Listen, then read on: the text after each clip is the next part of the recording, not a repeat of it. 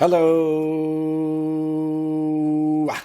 I'm Forrest and I've got a problem. We're back, baby. Episode 6 happening. Subscribe or follow, whatever they call it now on the sites to the podcast. If you haven't already, rate and comment. I've seen the comments on Apple Podcasts, Spotify, YouTube. Thank you so much for doing that. That really does help push the podcast up there so other people can see it. If you have money and you want to get rid of it, donate it to the podcast. Those of you that have donated, thank you so much. There's a donate button on my website, forrestshaw.net, in the podcast section. It really does help me put the podcast on. I know it's like it's a ragtag operation right now, but it still costs money. Thank you so much for that again. And while you're on the website, check out my shows. See where I'm going to be. I'm coming to a lot of places, especially towards the middle end of the year. Vegas, Tampa, all over Florida in November, December. I'm going to Australia in October. So far, I've got Melbourne booked. I'm trying to get Perth and Adelaide and Sydney and Brisbane locked in. So stay tuned for that. Yeah, come check me out on a show. If you're in LA near the end of the month, check and see. You might be here when the Shawsome show is going on. Come check that out. But yeah, thank you guys for listening to the podcast now and being here. And let's get that segment that everybody's waiting for. I've got another problem. I've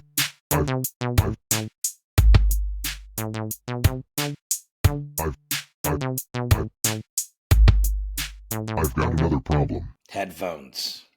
I don't have a problem with headphones. I've got a problem with the lack of headphones.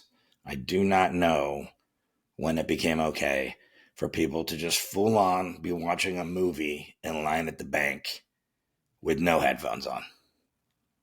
Just some rock movie. It's always The Rock.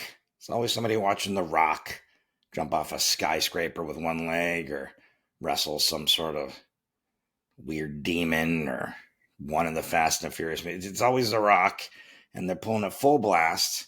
And then when you're saying, hey, can you put some headphones on? They look at you like you're the biggest asshole that's ever walked the face of the earth. Like you're suggesting to them to eat their own dick or something. I don't get it. I don't get it. I was on an airplane the other day, and this guy was just on his iPad, full blast, just watching a movie. And then when he was told to put headphones on, he was just dumbfounded. What? Oh, I guess now that I do look around, I am in a very small enclosed space with 250 other people. Fucking idiot. Anyways, invest in some headphones. You can get them for as cheap as $10. Let's get the show going. All right. My guest today is Craig Coleman. He is co-host of the Full Charge Power Hour podcast. Check that out. I was on a recent episode. And check out his stand-up on his YouTube channel at Craig Coleman 2757. Thanks for being here, Craig. Oh, thanks for having me, man. Yeah. This is the same question I ask everybody at the beginning. What's your problem? It was cocaine and speed. Yes. Yeah. I'm so excited to finally not have an alcoholic on here. I've done... I'm not saying he didn't drink alcohol, but I've had 5 episodes and they've all been alcoholics. One guy did some coke too, but right. I wanted, I need to mix it up on here a little bit. Absolutely. Yeah, not that I'm gambling. I haven't found a gambler yet that wants to come on here, but we'll see. I'll find one eventually. So it is funny to cheer for meth and coke. I'm like, yes, I know, right? Hell. Right, exactly. Was that okay? Let's go back a little bit then. So how did do you want to talk a little bit about like maybe your earliest memory of when you realized you had a problem, like an addiction, or you were addicted? And what was there an order? Meth, coke first? I mean, how did it happen? Yeah, coke was first for sure. I mean, I started with pills like probably when I was like 13, 14. Somebody would dip into their parents' pill stash, like Crosstops and stuff. I always liked that better than like downers. And so I had a friend, she used to just get Crosstops by like, I mean, I don't even know, like she lived in a factory for those goddamn things. Cause what's Crosstops? Oh yeah, they're just these tiny little pills. Like I'm sure they don't even exist anymore. They were just these little pills, but if you took like 5 or 6 of those things, you were like zing, just like Mm. just little speed pills. I don't even know if they were illegal, to be honest with you. I'm sure they were. I'm I'm sure they were. Not everybody had them, so I'm sure they were Yeah. illegal. It was the 80s. Um, so the first time I did cocaine, yeah, I was probably, I want to say 15, maybe 16, maybe 16. We had a friend, Carlos. Carlos always had cocaine, and it's because his brothers. I don't know. Have you ever seen Narcos? Yeah. Yeah. I've seen them all. So while watching Narcos, I realized all these things Carlos would say. You're like, oh shit, he's talking about these guys, because his brothers, you found out, were he'd be like, oh my brothers, they're they know the Tijuana guys, and that's all he would Mm. say. He'd say the Tijuana guys, and Where were you living? this is in Bakersfield, Yeah. California. And Carlos, like, he was the only one that spoke English in his family. Carlos was young, he was cool, and his brothers would give him cocaine to, fucking light up the parties, and then he would just sell it for his brothers.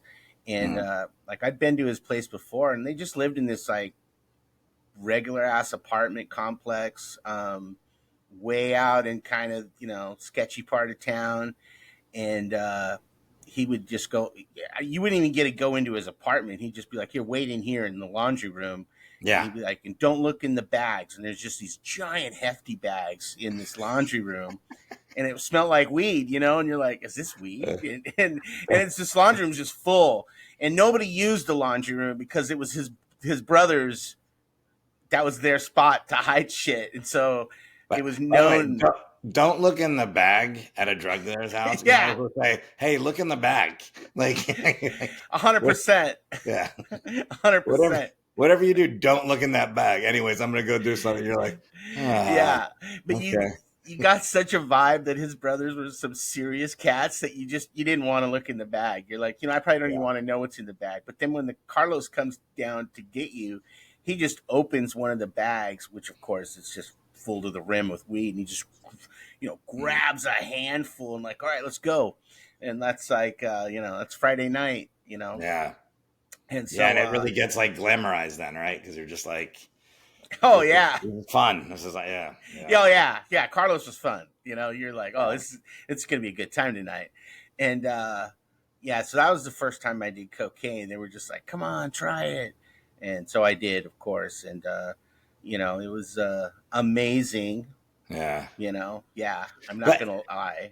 you know what's funny too? Yeah, I mean, you can look the any addiction. There's some like merit to it why people get addicted to Yeah, it. You don't try it the first, other than maybe cigarettes. I've never smoked cigarettes. They just seem right. disgusting. I took one puff one time. It was good, but like everything else, you're like, oh, this is great. I'm gonna do this all the time, Yeah, every minute yeah. of the day. Yeah, Right. yeah. And so Um, like so early on, I fucked up when I did the cocaine. I had told my girlfriend, and so she wrote me a letter about it because she was straight. Her dad was a cop, and so she mm, was pretty straight. And I left the letter out for some reason, and my dad read it, and it's she's in the letter. She's like, "Oh, don't do cocaine. It's da da da da cocaine, oh cocaine, wow, cocaine." And my dad, they'd done drugs. I grew up in a drug culture, you could say. Like yeah, my parents smoked weed. They were hippies, and they had cocaine parties in the '70s. Which growing once I got older, I realized, oh, that's what everybody was doing in the bedroom when yeah. they'd come out and be like, "Hey, Craigie, hey, what's up, buddy?" Ah, you know, and but my dad read that and he just goes, "So you tried cocaine, huh?" And I was just like, "Oh, yeah." And he's like, "Did you like it?" And I tried it. I was like, "No, I didn't like it at all." He goes, "Wow, that's amazing." He goes, "You're in the history of cocaine. You're like the first person who didn't like it." You know, You were just like like lying so that you would get them yeah, off your back. Yeah, yeah. And my dad's yeah, just like, he's a no bullshit guy, yeah. and he didn't Must have freak tried some out. bunk shit. I got some good stuff. Yeah, yeah. And he didn't freak out. He didn't trip out. He didn't lose it. He Yeah, just goes, "Oh, okay, all right." He goes, "Well, let's take a ride." And I go, "Okay." And so we go to visit his friend Jim, and Jim was like his most successful friend. Jim had a BMW, he had a boat, he had a 2-story house. Like Jim had it all. Beautiful wife, 2 kids. Jim was living the life. And we go to this, shitty apartment complex, and go inside. Jim's like got like lawn furniture. His TV's up on a milk crate, and Oh, I'm just like, wow, like Jim fell from grace, And yeah. we hang out with Jim for a minute. They smoke a joint together, and then he's just like, all right, man, take care, and we leave. And I go, fuck happened to Jim? And he goes, cocaine, dumbass. Uh, Wait, so was this him trying to scare you and then not doing it? Yeah, that's my dad was always all about examples. Yeah, yeah, Like if you when I got suspended from school, he would take me to work. He worked at a car lot, and he would take me to the car wash guys. He'd go, "Hey, this guy's your bitch for the day. So treat him like somebody who fucking failed out of school, And so, so these two guys are like, "Oh man, boss man wants to treat you like shit, dude." And so that was my This is, by dad. the way, this is way better than the after school special I've ever 100%. remember. Like, you should just write this up as an after, like as a cautionary tale, because like even like you had this girlfriend who I'm sure at the time you were like, that girl doesn't know what she's talking about. Yeah, Trying to help exactly. you. You look back and she's a good person, Right. and then Right. your dad. It's hilarious. I mean the going to the friend's house to show you the milk. Yeah. TV is next Yeah. level. Yeah. So then we go home, and my dad was just like, "Hey, so you saw Jim, right? Jim lost his house, he lost the wife, he lost the car, the boat." He goes, "Let me ask you a question." He goes, "Are you willing to suck dick for cocaine?" I go, "Fuck no." And he was just straight up, And he goes, "Well, better people than you already have. I'll tell you that right now, dude." And and he goes, "Jim lost all that stuff." He goes, "What do you got?" He goes, "Let's see, you got some shitty records." He goes, "The cassette player and all that's mine." He goes, "All this furniture, that's mine. I own that. The car, I own that." And he goes, "Your drum set." He goes, "You got your drum set." He goes, "Hate to break it to you, dude, you're sucking dick in a week." And that never left my brain. You know what I Yeah. mean? Because I did party for many years, because we're about to go, we haven't even gotten into the rabbit hole yet. But that never left my brain. Yeah. That lesson that he was telling me, like, if you get caught up in this shit, you're fucked. People are fucked. That's what's crazy about it, is at the time you're like, I don't want to suck dick for cocaine. Yeah. You just kept doing it, right? I mean, I did keep doing it, but I always kind of just would pump the brakes a little bit until I went too far. yeah. And the other thing he said, because at the time it was the Nancy Reagan "just say no to drugs, drugs suck," and he goes, "Drugs don't suck, dude." He goes, "People do drugs till they die because they're fucking amazing and awesome." He goes, "Nobody shoots heroin because it's lame." Yeah. And so I was just like, oh, okay, Conflicting messages by your dad, I want to say, by the way. 100%. He's like drugs are awesome, don't do them. Like, Yeah. yeah. But I guess his whole point was, you'll do them and you will get caught up. He's like, you will do them until you fucking lost everything, because they are so great. And honestly, that's like I think that's a realistic way to look, because you're right. Like Nancy Reagan famously back then, and still to this day, they're not good, and it's like that's not how you approach this. You approach not it at all the way, like, hey, this is my friend who has nothing. You're gonna be turning tricks, like you said, or you're gonna right. lose everything. You're gonna die. Yeah.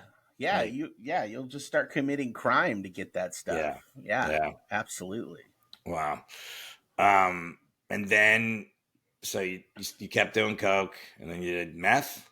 You went to meth. Yeah. So then it was like, so it was the cocaine for a while, the Carlos party, and then somebody introduced meth, and I didn't know anything about meth. I assumed it was similar to cocaine.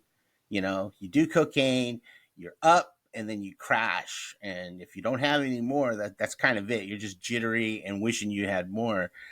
And the first time I did crystal meth, it looks like shards of glass that somebody, you when you crush it, then it's just this powder, and it's like snorting glass that somebody set on fire. And I just remember just being like, like, oh my god, it was like cocaine times 20,000. And the next thing you know, you're like cleaning some stranger's kitchen, and talking about fucking UFOs to a complete stranger, at like 2 o'clock in the morning. Yeah. And I will say this. I have friends, I have other friends that had methamphetamine problems, and they did do a lot of cleaning. So, yeah, and organizing of stuff. Like, so there is, yeah. there is a benefit to I mean, there it. can be, yeah, the Other OCD, than your teeth and right? you lose your job and you don't own anything, but Yeah, your house dude. is spotless. Yeah, the house can be spotless. Yeah. Your I don't. car has never looked better, just bondoed and sanded down.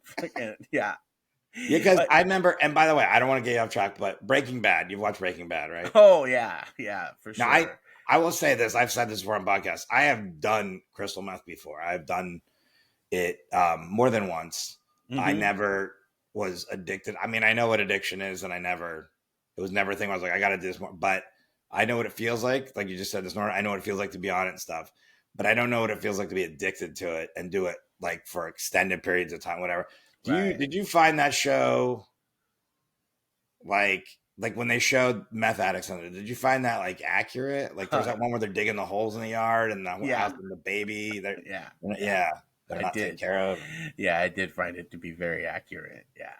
Yeah, I mean, you'd go to uh so yeah, I just started doing it and you start meeting these characters like for some reason I was in high school. I was like 16, 17 years old and I was hanging out with these guys. They were like well into their 20s and probably early 30s and they were all drug dealers. I didn't for some reason I didn't put two and two together that this was the drug house and they liked me because I was funny and they called me the kid and I would hang out with these guys and like you'd go over there and one guy it's like fucking 1 o'clock in the morning the guy's like putting an extra stereo in his car like he already has a stereo in his car but he's putting in like four extra speakers and another cassette player.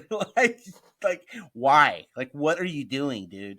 And it's just insane. Into a Packard. I don't know if you've ever seen like I know what a Packard old is. Yeah, old Packard. Yeah, yeah. it's like and he had it souped up, so it was like this souped up shitty car. You know what I mean? And it was So you just get like stereos from both sides. You get one. right.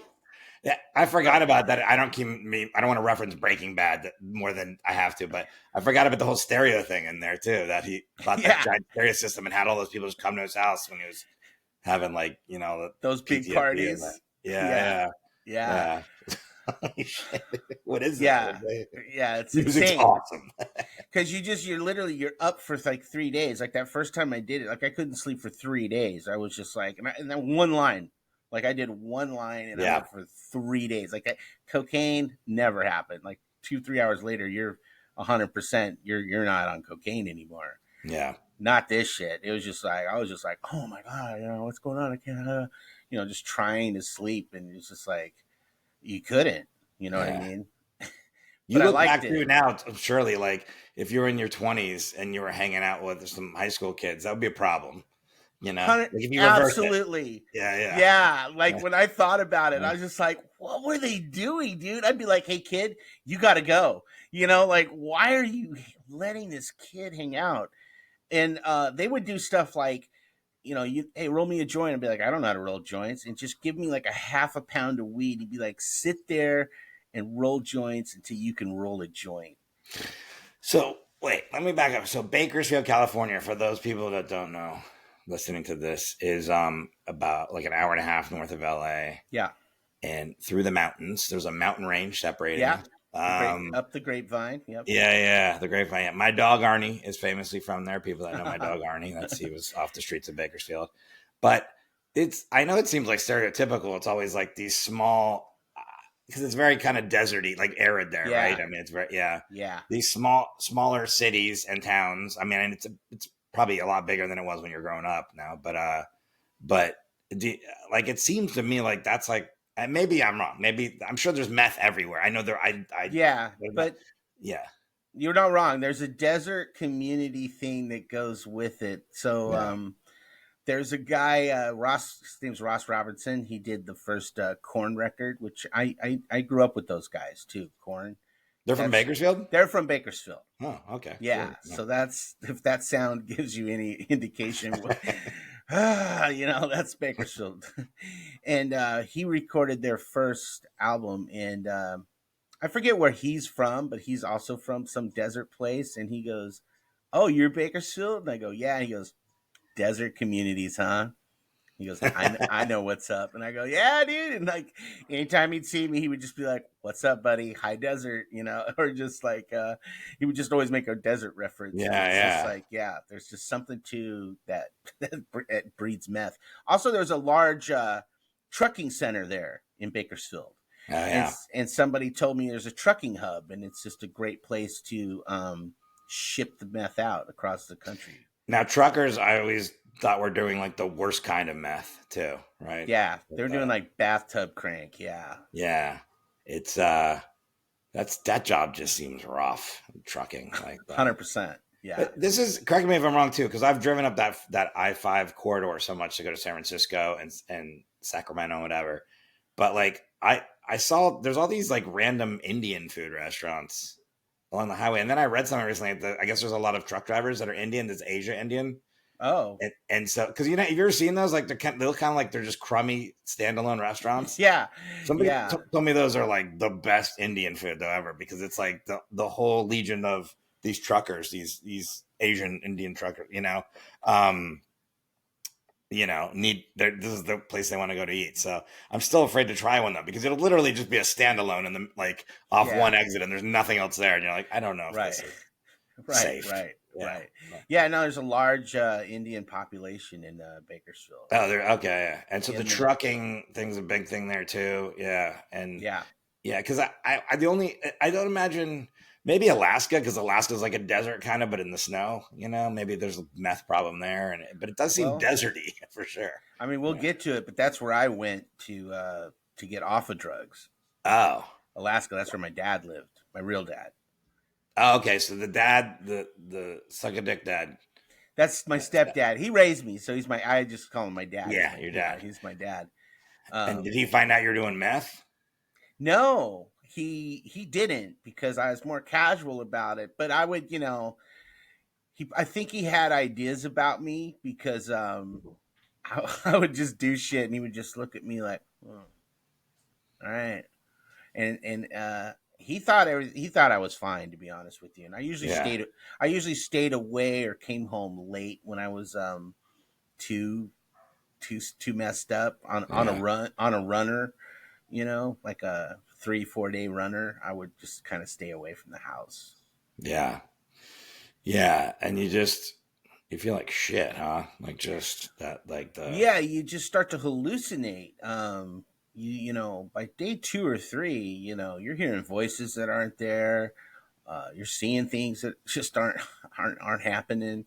Uh, we'd like be walking through the mall, and some businessmen would walk past me, and I'd hear blah blah blah blah blah Craig Coleman, and I would, oh shit, dude, those guys are talking about me. And my buddy oh, would just be really? like, Yeah. yeah, my buddy would be like, yeah, nobody's talking about you, dude. He goes, those guys, they don't know you. You're a dirtbag. They do not Yeah. know you. Yeah, you do. You hear your name. You hear your name a lot. To be honest with you, you'll hear people whispering, and you'll just hear Craig Coleman. And you're like, That what? sounds awful. It is awful. Yeah. It Like is I awful. have that without drugs, like kind of thing. Like Right. the guy thinks I suck, like from comedy or whatever. Like, Yeah. yeah, Yeah, and you see stuff that's just could be real. You know what? It's real enough that you think it's legit. yeah, And then you see stuff that's so, like, I called my buddy Ronnie in the middle of the night. We're both just fucking out of our minds for like 2 or 3 days. And I said, what do you do? And he goes, well, I saw a party at the end of the street. He lived on this really long street. And so when he looked down at the end of the street, he saw like a festival yeah. happening down at the end of the street, like just a street party, And so he walked down to it, and it's there the whole time until you're about 20, 30 feet away from it. Then it's just gone, and you turn around, and that's at the other end of the street. Wow. And then Yeah, that's the point where you realize, oh, yeah, this is completely in my mind. yeah. So you're still a teenager. You're doing this. Yeah, I'm still a teenager. This is like 1987. So I'm like 17 by the time I'm like pretty far in. Yeah. And And and so like how long do you, because I've only known you later. I didn't obviously didn't know you when you're a teenager, but even still, like yeah, so how long were you doing, and did you stop doing coke then? You were just meth, just doing meth and, no, so cocaine was always on the table. Cocaine yeah. was always just kind of Yeah. certain friends I had, they didn't even do speed. Yeah. My friend Mike, it would just every now and then would be like, "Hey, you want to get some blow?" And be like, "Fuck yeah!" Yeah. And so we Cocaine's would like just, microdosing the meth. You're like, yeah, it's just a chill day. Just do a yeah, couple lines of coke. Yeah. Yeah. I want to yeah, think clearly.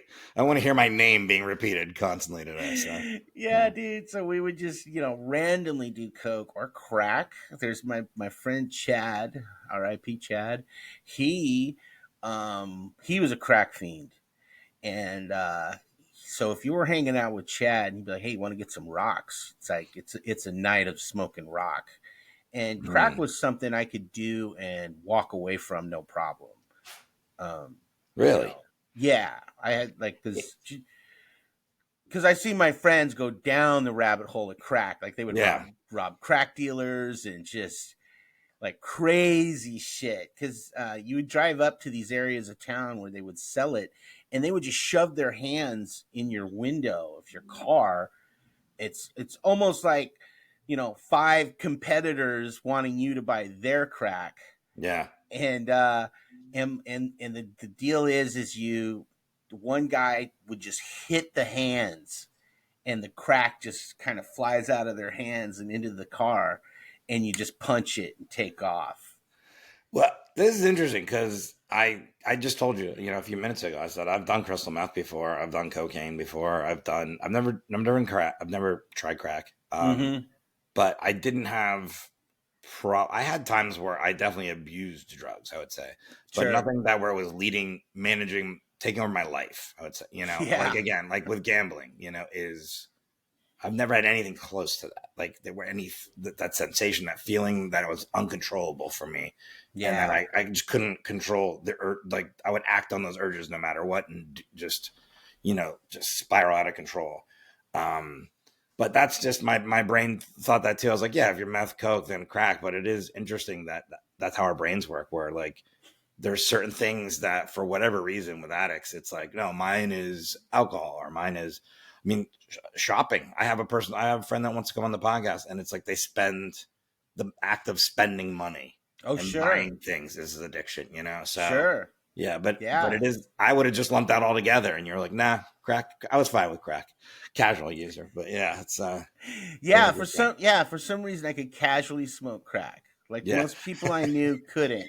Which is a very funny sentence to say. I was just a It casual is. crack It smoker. is. It is. It's bizarre. It is. I mean, if you have it, I'll do it. I'm just a social crack Right. smoker. Right. Exactly. Like I wasn't looking for it. Like Yeah. after we were done, like Chad, he's flipping the Brillo pad. He's smoking every bit of it. Then he's looking on the car, on the floorboard of the car. He's sure he dropped some. Yeah.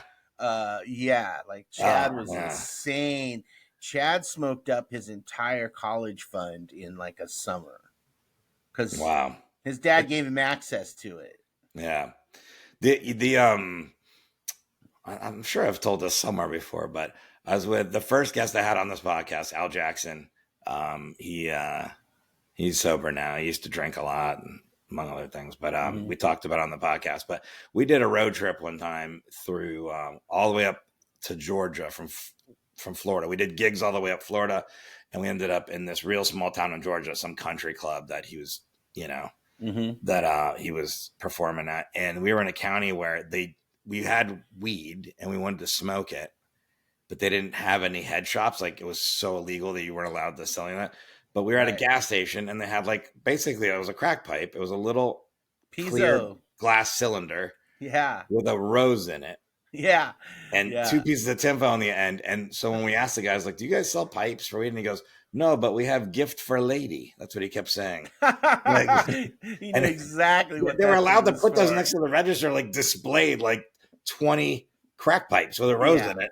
Yeah. And we bought one and took you popped the rose out and we smoked weed in it. And I Right. remember Al saying somehow my grandmother is disappointed in me because it just felt like we were smoking crack at that point, even though we Yeah. weren't. Yeah, we called those the piezo. I don't know why they're called pizzos, but that's Ezo. that's what they Yeah. would say. Like, we got to get a pizzo. You know what I was looking up some stuff. I got to put my glasses on to read this. I was looking up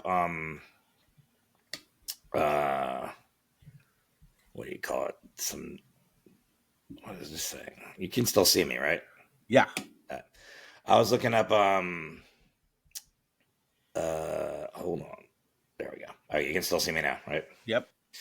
I was looking up stuff for this podcast and then I got like onto this website or it was just a link, drug slang code words. Uh-huh. And because you said so many things already that I was like, what? I didn't know about Brillo pad, smoking a crack in a Brillo pad. Oh yeah, But yeah. that's because it's got air and you can just find a Yeah, and I guess it clings to the Brillo, I guess is my guess. like it's a filter. Yeah. Yeah. Again, because when you're casually smoking crack, you want to filter the Yeah, because yeah. if it when you get it hot and it just melts, it'll just go right through the pipe if you don't have that Brillo pad to catch it. See, this is what I'm so excited to have you. I don't know any of this stuff. Found all these I wish I alcoholics. We all did know how to. I wish you didn't too, but I'm happy that you're here now. And Yeah. but I just it's very interesting, but anyways, there was all these nicknames by the DEA that they've written down. So I guess they can identify when people are talking about stuff on Right. flyers and stuff. For sure. Cocaine's got so many of them. I wanted to ask you if you've ever. I'm going to say some of these. Have you ever heard of this first one? I've never heard of. So, Nana's breast milk. No. No. I've never heard that one. That might be a newer term. I mean, my terminology stops around 92. That one's like Nana's breast milk. There's just bad on a lot of levels. There's is Nana your grandmother? I don't even know what is like happening in that one. But, I'm gonna skip over ones that I've definitely heard, but bazooka, I never heard that one. Bazooka. Oh, bazooka. I mean, that's familiar. That sounds methy, but I could be wrong. Yeah, there's a lot of snow ones. We all know about the snow ones and stuff. Yeah, booger sugar. Yeah, a Zookar. If you're in Bakersfield, I'm sure the Zookar is there. Right? But devil's dandruff. Oh, for sure. Flea market jeans. No. Which, by the way, there's like 300 on here. Like you have to study these if you're a DE agent. And be like, I don't know, check the lists for flea market. Yeah. Flea market jeans. Yeah. Gift of the sun. Wow. No. These are very weird. Yeah. Lady Snow. Even if I haven't heard that, it makes sense. If someone was like Lady Snow, yeah, I get what's going on. For sure. Napkin. Wait, that's just, napkin. Yeah. Peruvian flake. For that one, I'm trying to find the queso blanco. That one. Just as a fat guy, I would just be like, oh yeah, I love some queso blanco. Like chips, you get the chips with a little lime dust on it. It's queso blanco. Yeah. Reindeer dust, rooster, schmeck, schoolboy, scorpion, studio fuel, Superman, sweet stuff, taquito, tutti frutti, white horse. That's a famous one. White mosquito. And then there's like some of these don't have any nicknames. I just got lost in these and stuff too. But what was the name of the thing you said? I'm gonna look these up. Oh, Crosstops. Crosstops, and it was like an upper, an amphetamine, yeah. or what? Yeah. Oh, crisscross. Crosstops. There we go. There you go. This is under amphetamines. It is okay. Yeah. Yeah. Crosstops, Debs, Dexies, Diablos, Diet Pills, Dominoes, Double Cross. Right. Yeah. Diet pills. That's how most people took them as a cat. Regular moms would take them, and it's just diet pills. There's nothing you can always write you could always write like a really straight edge person into a script, just reading out the names of like, nicknames of drugs, and it'll always be funny, Yeah, Yeah. you're not wrong. You're Here's not amphetamines: wrong. jelly babies, jolly beans, lid poppers, lightning, little bombs, marathons, mini bunnies, morning shot, oranges, pastillas, roses, roetas, snap, snow pallets, white zoomies. Wow. That's a Anyways, lot sorry. of names. We Yeah, got we would say distracted. like chasing the dragon is smoking it. Yeah, I've heard that one. Yeah. So yeah, Um, all my terminology is way old. I remember in the Chappelle show with the one with Wayne Brady, the Yeah, when Wayne Brady when he's a tough guy, when he's a yeah, gangster. he's mad that Paul Mooney talks shit about him, Yeah. so he Yeah. takes that Training Day parody they do. And then I guess he makes him smoke PCP at some point, Dave. Oof. But he goes, I didn't know you got wet, Dave. Right. And I remember having to look that up. I go, what is wet? Is wet? And I was like, sure Yeah. enough, PCP. I was like, oh, Yeah, okay. that shit's wild. Yeah, I think I probably would smoke that one. Somebody like there was a guy that was like just got out of prison and asked to smoke a joint. I was in Miami and it was like across the street from a bar I was at, and I was like, it was like tasted weird, and he Yeah. said there was something in it. I think it was angel dust, PCP, something Right. not Yeah. good. Yeah, Not good. yeah, Not a good feeling at all. I've only done that like a yeah. couple times. So all right, let's get it. So when did you decide like, all right, I got to get out of this life, and how did you do that? Like, The so yeah, so for years everybody I knew sold the shit. So I just was running with people, and I was yeah, always, it was always accessible and free for the most part. and that was your network Um of friends too, right? Because that's yeah, and so these it's so older hard. yeah, and these older guys that I would hang with, like when I graduated high school, one of the older guy, he gave me an ounce of weed and like an 8 ball of coke for like $50, and he was like, as he handed it to me, he goes, "I'm really proud of you, man."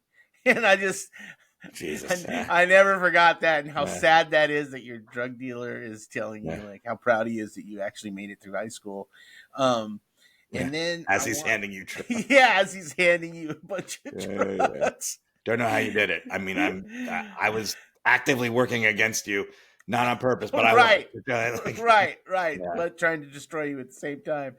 Um, and then that summer got pretty wild. So I was like 18, maybe it's the next year, 19, I think, yeah. And there was one night where I'd been up for days, and one of my friends, I go to his house, and there's these guys there that I knew one of the guys, but I didn't know this other cat. And this big buff dude, and he was like got all up in my face. He's like, "You're trying to fuck my girlfriend?"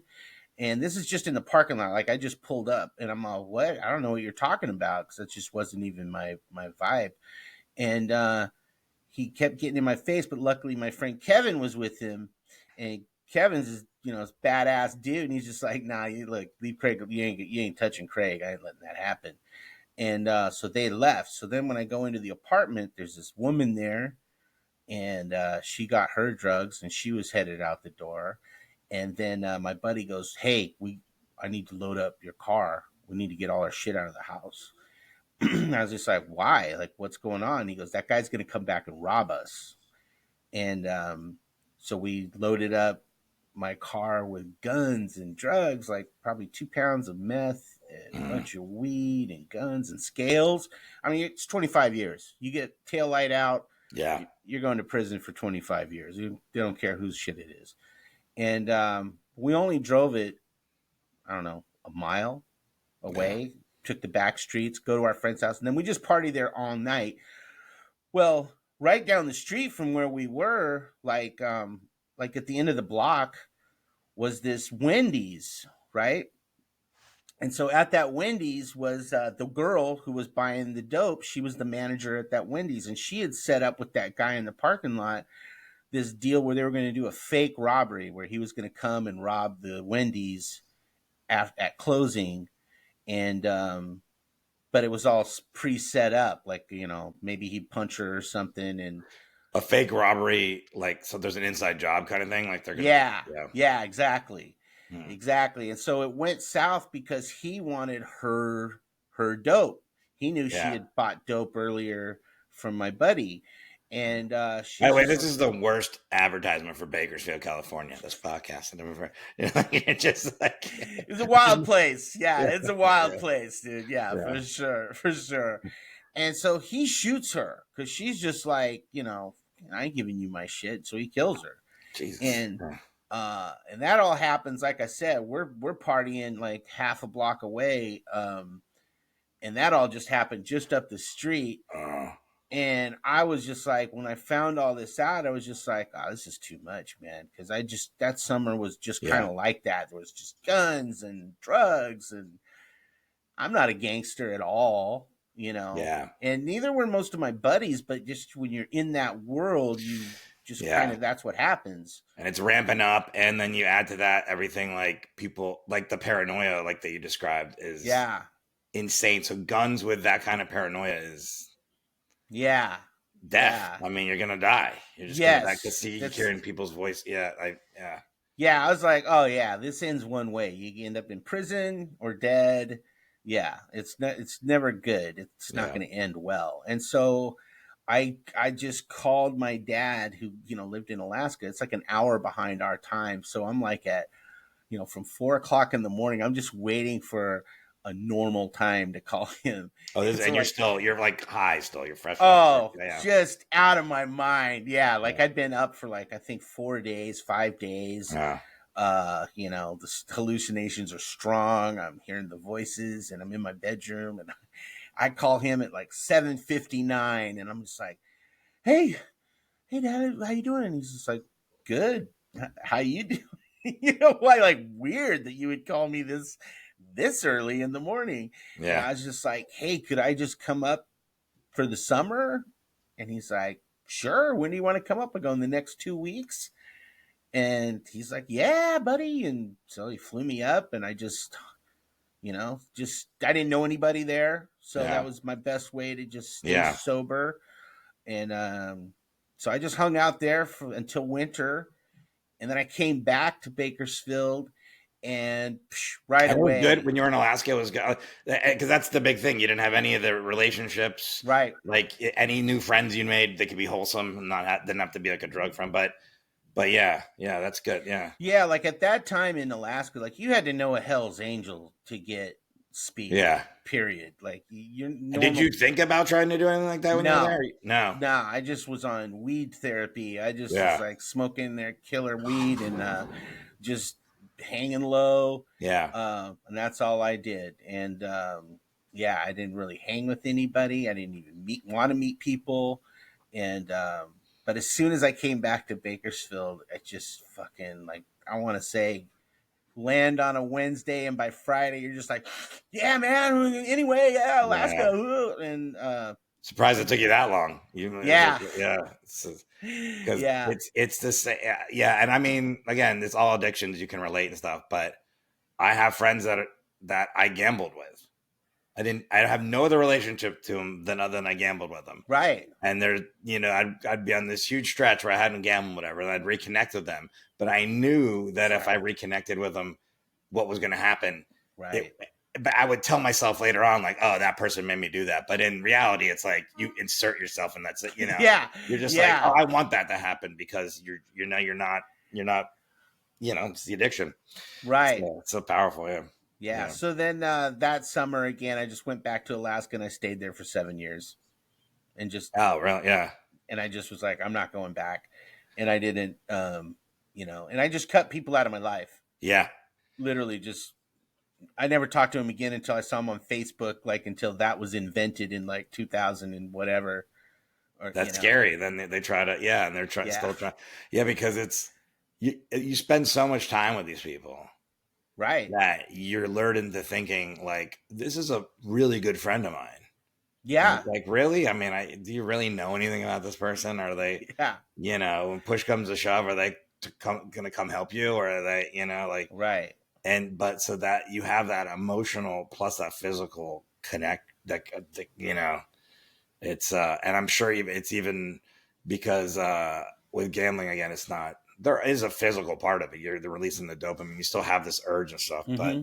I know there's even more of that component going on with like meth, coke, that kind of stuff. So casually Right. smoking crack.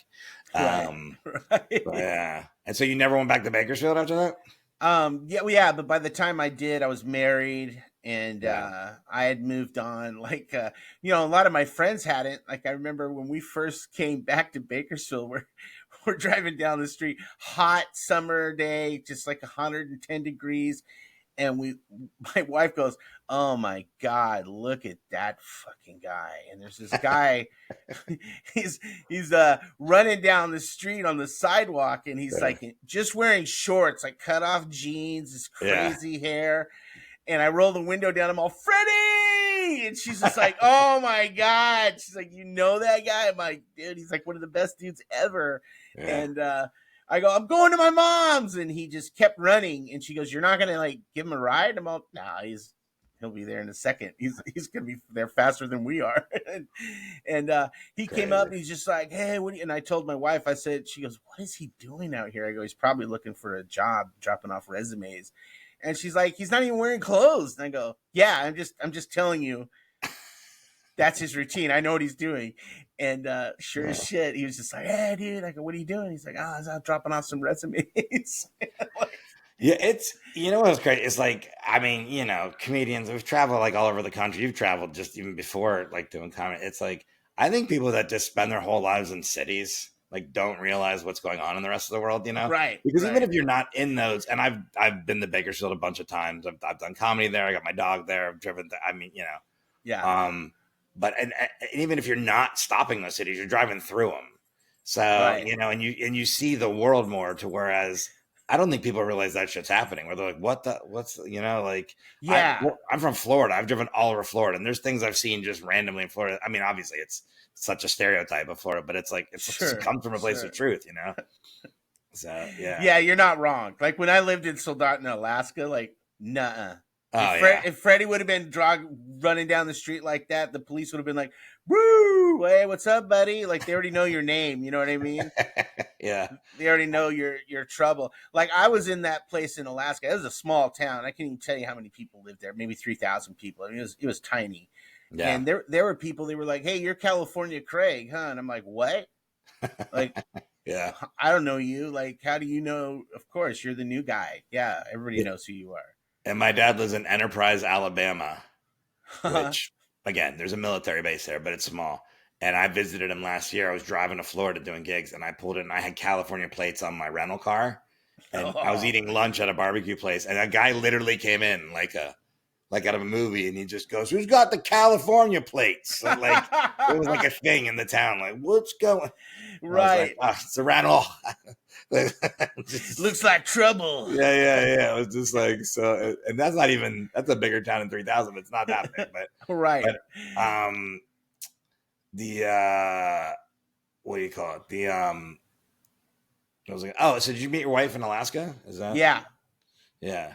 Yeah. In this small town, you met your wife. No, in Anchorage, Alaska. I had moved to Anchorage, Uh, Alaska. I got in a band. I was in a cool band, Liquid Band-Aid, Bandade. guys on iTunes, If you're interested. Apple No, Music, whatever no, but iTunes. It's all it's around. like there is, you can find us on there's a liquidbandaid.com, and it's all up there for free. Nice. But so we were, that was fun, just a fun band. And those guys they didn't party at all.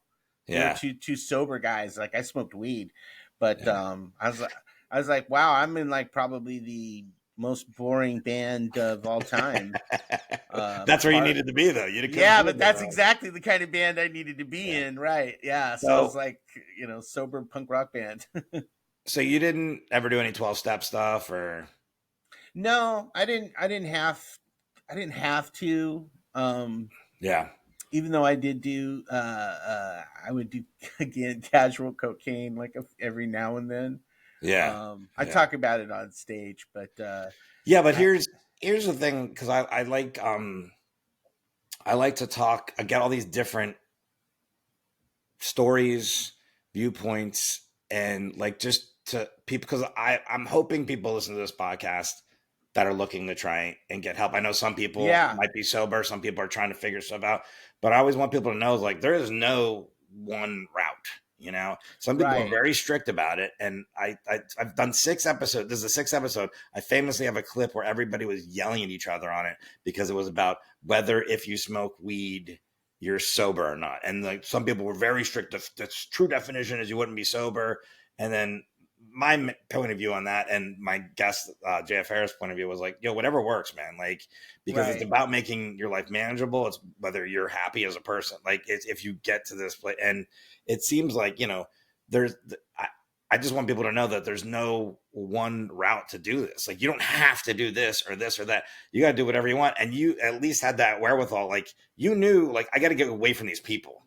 And that's a huge thing. Yeah. I got to get away from these people, go up to Alaska where I don't have that network of people. And Yes. it's kind of like this reset.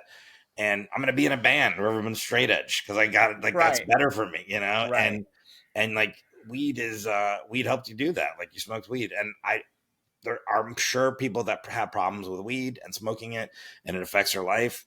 And so then that means you probably shouldn't do that. But man, to be the stories you were just telling, and I'm sure you got a million more stories to get to where you're at, is like, hats off doing that, you know, like just to be able to do that is like, it's so hard. So however it worked that you are doing it is, I'm happy you're doing it. I've only ever really interacted with you on the podcast, I think, when Matt, the Full Charge Power Hour, the one that you're co-host with Matt Fultron. And I don't think I knew any of this stuff until the other day when I did the podcast. I didn't even know, because you were like, oh, I can go on the podcast and talk about it. I was like, oh, 100%, this would be awesome. Yeah. And so I'm really happy that you're able to get to this place, because man, there's so many stories that don't end that way, especially with meth and coke, you know? Right. I mean, I've had people see me do stand up back in the day, and they currently had a problem, and called me, you know, a fellow comedian, and they were like, "Hey, dude, like, how did you get off of speed?" They're like, "I'm in a spiral," and I go, "I'll be honest with you, dude. I go, I stopped talking to every person I knew that did it. I go, I had to walk away from all of them and just not be around those people ever again." You know, one of my friends died last year, and he did it up until he died, and I couldn't believe he was still on it. You know, I was just like, what? Like, dude, you've been doing it since '89. Like, are you out of your mind? Like, wow. And all these podcasts, each episode usually there's a theme emerges and stuff, but I think it was the last one was serenity. And as soon as you said that to me, that guy never had a peace of mind. That he never had a moment in his life, I'm assuming, where he was just like, oh yeah, chill.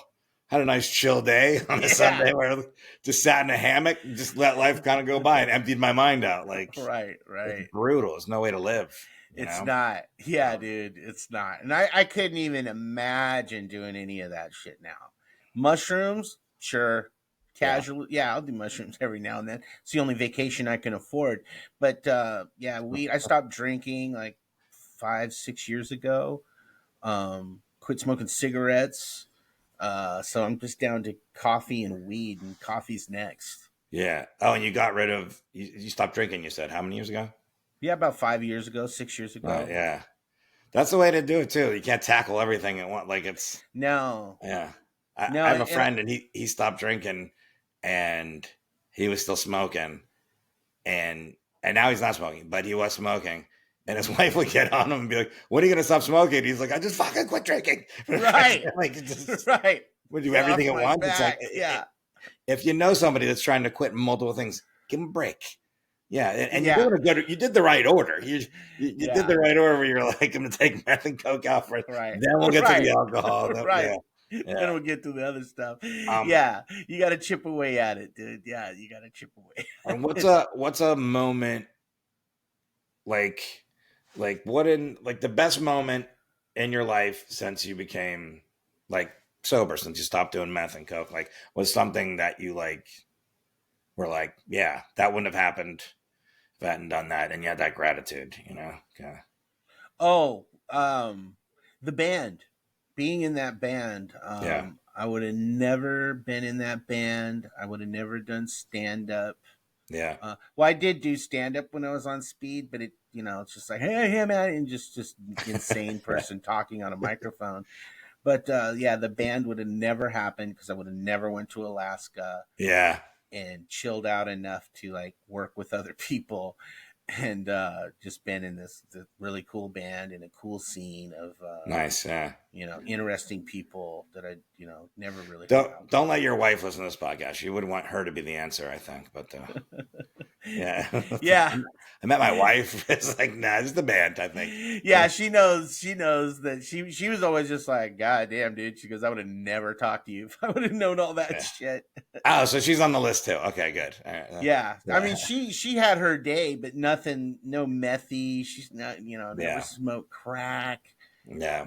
Oh, that's another one that happened the last time I smoked crack. Me and Chad, right? We smoked crack, and we're just in this business complex, and the sun starts to come up, and I realized, I was like, oh my god, this is my mom's work. Like, we're in front of my mom's office, Oh, he and didn't even realize it. I didn't even realize where we were, But you didn't. Yeah. and I go, we gotta go, dude. I go, my mom's coming to work in like 30 minutes. I do not want to be sitting here smoking crack with you God. and have to have a conversation with my mom. Yeah, that was just like, Yeah. whoa, that was like weird, just so weird. And I And never smoked crack again. one, not even casually. All right, good. Not even casually. One last question too is like, and you said it a little bit because you said people contact you, but what would be like if somebody's struggling, like what would you tell them, like out there, like as far as like anything you could tell them? I mean, I know you said cut off all those ties, but anything else or any, yeah, Yeah. I mean, you literally just have to cut off all the ties to, you can't hang out with somebody that you did the drugs with, that you partied with. uh, and go get the help you need, any kind of help that you can get. If it's an yeah, NA meeting, if it's if you can afford rehab or your health insurance can get you into rehab, and you're gonna fall, you're gonna go and you're gonna fall off, you're gonna get loaded again. Um, that's what happens, but you got to just keep trying, and you got to get straight, because that shit's only gonna kill you or put you in jail, yeah, and it's just gonna ruin your life. I mean, it's fun. I ain't gonna lie, dude. I had a good goddamn time, and I found myself in some dangerous ass situations. yeah, And I'm lucky. I'm very lucky. I didn't do prison time because I did. Friends died. Lost a yeah, lot of friends that died. There's like 5 dead people that were young and beautiful, and they should still be here, but they're not, and that's sad. And we used to party hard, and I got out, they didn't. There's people that went to prison for like 20 How many years blowjobs did you give? None. Oh, you got to have more Huh? blowjobs. That's good. I Yeah. mean, unless you count the ones just for fun. No. Just casual. Yeah, so I got lucky, dude. Yeah, the casual blowjobs. Yeah, Yeah, I got lucky. I got out at the right time, and yeah. I just got lucky. Yeah, and I appreciate you sharing all because I've been just doing this podcast, and everyone has their limits to what they want to say or not say, and I appreciate that. I appreciate people coming on and stuff, but I think sometimes, like, especially people that have family members, I have some people that I know are listening to this podcast have written to me, and they're listening because they're dealing with a family member that is going through Right. something, and it helps them to understand.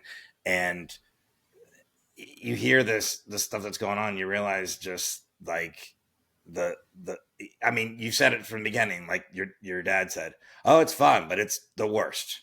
You're gonna end up dead, like you said, dead in jail, or insane is the other one, especially if you're hearing your voice, your name being called every 2 seconds walking around or something like that. Yeah, dude. So Yeah. I think it's important for people to hear that stuff because we're laughing about, we're comics, so obviously we're anything dark, we're always laughing at. Right. Like, so I'm sure there's people listening to this like, what the fuck, like, what's wrong with you? Yeah. but I think it's important to people to hear that stuff because it's not, as we're not glorifying at all. You're like, you got to get No. out of this, No, and I would also add that because of the fentanyl, like I wouldn't even mess around with that shit nowadays, just because like fentanyl, Yeah.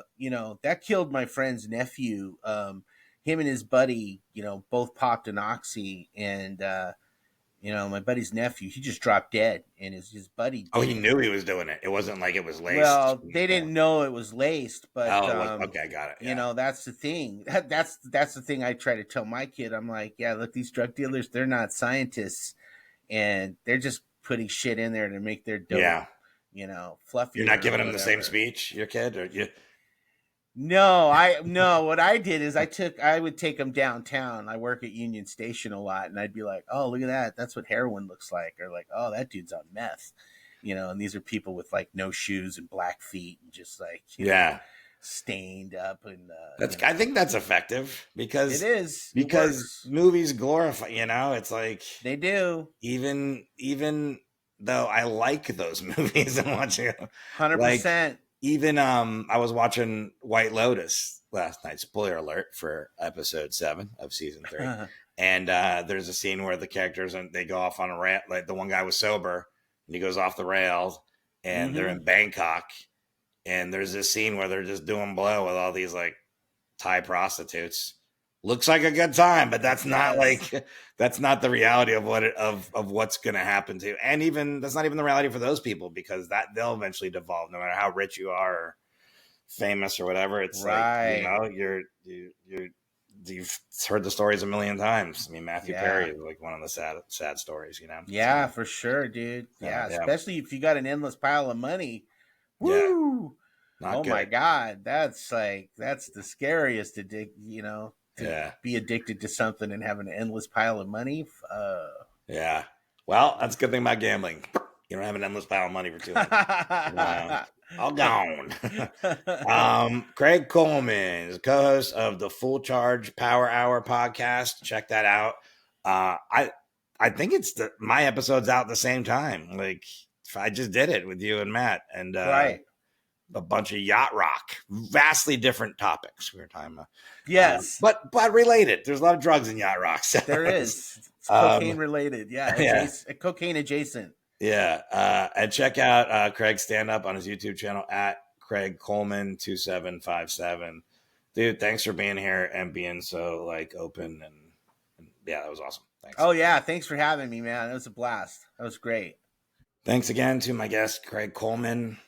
That was really nice of him to share those stories with us, be open and honest about his whole plight. And I think my big takeaway was, you got to change before you get better. And by change, like just like what he was talking about, you got to get rid of the people in your life that are holding you back. And this isn't even an addiction thing. This can be anything, but especially with addiction, people that you're using with, people that I gambled with, you drink with, you smoke crack with, whoever. You got to get rid of those people because you can't keep them. They're not your friends. You might think they're your friends, but they're just your buddies that you do whatever your addiction is with and waste time with and just fuck your life up with. And with Craig, he went all the way to Alaska from Bakersfield. You can't have more of a change than that. I mean, if you've never been to Bakersfield, Google it. It is very different than Alaska. Let's just put it that way. And I think that is the big takeaway from that is the change. Change is a good thing.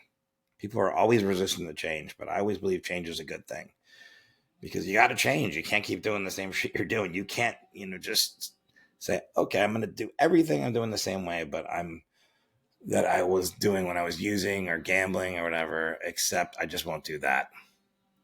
So anyways, there's some sort of construction going on outside. I don't know if we can hear that, but if you're feeling like shit, suicide and crisis hotline in the U.S. dial 988. Different countries. Like I said, the Wikipedia page, the list of suicide crisis lines, it's all on there. You know what I'm going to do? I'm going to look up and see what countries most people are listening to on this podcast. And I'll get all the crisis lines for those countries. And eventually I'll have them all memorized. Seems pretty weak that I'm just like, the U.S., 988, everybody else, go fuck yourself. Look it up on Wikipedia. I'm going to do a little research for you guys, for my problem heads. And if you want to call in, I don't know if I haven't checked it. No one was calling in originally, but the show phone number is 305-563-7264 in America, +1 305-563-7264 or 305 Joe Rang. That's +1 America. Leave me a message if you desire. Um, and yeah, everybody have a good week. I'll talk to you next week. Make a change for the better this week. Come on, guys. Got to say something inspirational. All right, I'm out.